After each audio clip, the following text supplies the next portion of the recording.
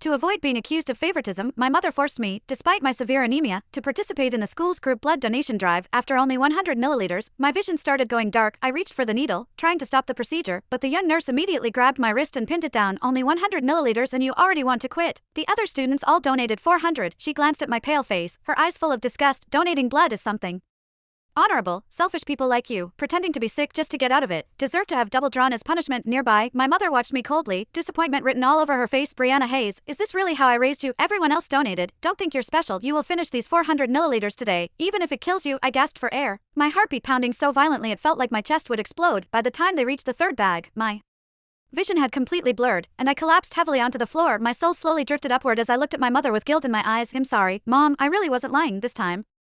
I truly couldn't hold on any longer. Chapter. A suffocating feeling, like death itself gripping my throat, suddenly crashed over me. My vision went black and my body collapsed onto the blood donation table. The needle shifted with the impact, and blood began flowing backward through the tube. The nurse drawing my blood, Sharon Jones, shoved me impatiently and yanked the needle out. In trying to draw blood here, can you stop moving around? Now I have to stick you again. When I did not respond, a flash of disgust crossed her face. She gripped the needle and drove it hard into my arm. Oops, missed the vein. You don't mind, right? Sharon deliberately stabbed me several more times before finally stopping, leaving my arm bruised blue and purple. However, by then, I could not feel pain anymore. Well, they'll give you credit for enduring it. No sense of collective spirit at all. Everyone's donating blood and you're here pretending to be sick and fainting. It's only 400 milliliters. Everyone else donated. You're the only one acting delicate. She switched out the blood bags without even looking up, muttering under her breath, Mrs. Cole is such an outstanding person. How could she possibly have a daughter as selfish and irresponsible as you? The students lined up behind me began whispering among themselves. I heard she has severe anemia and still came to donate blood. Did she actually die? No way. Didn't the nurse say she was faking it to get out of donating? Besides, Mrs. Cole dotes on her so much. If something had really happened, would she still be standing there acting so calm? As they talked, the looks they gave me became even more contemptuous. I floated in midair, panicked, turning desperately toward my mother. Her brows were tightly furrowed as she stared at me with disappointment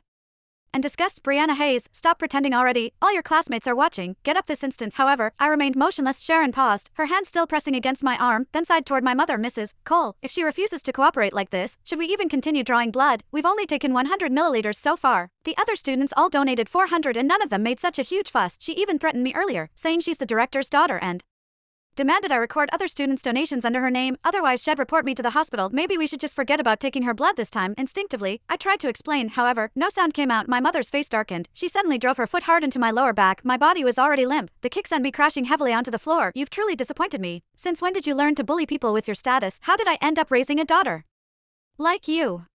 Chapter. I lay motionless on the ground, trembling with rage. My mother stepped forward and stomped hard on my wrist. Brianna, pretending to be dead in front of everyone just to embarrass me. Are you very proud of yourself? Do you think being my daughter means you get special treatment? The biggest mistake of my life was insisting on giving birth to you in the first place. Several people